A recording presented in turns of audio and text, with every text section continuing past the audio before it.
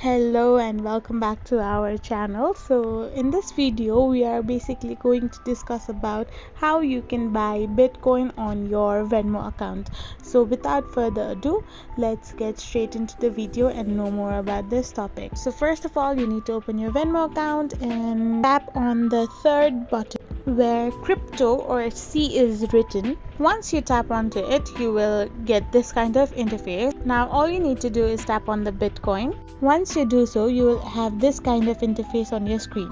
So to buy the Bitcoin, you have to click on the buy button.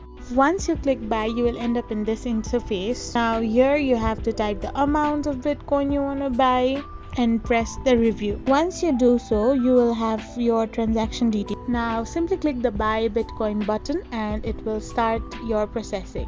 After you buy the BTC, you will get the Bitcoin crypto stickers, so you can simply press on not now, and this is how you simply bought your Bitcoin. I hope this video was really helpful to you all, so don't forget to hit that subscribe button and do give us a thumbs up. We will be back again with these informative videos. Thank you for watching.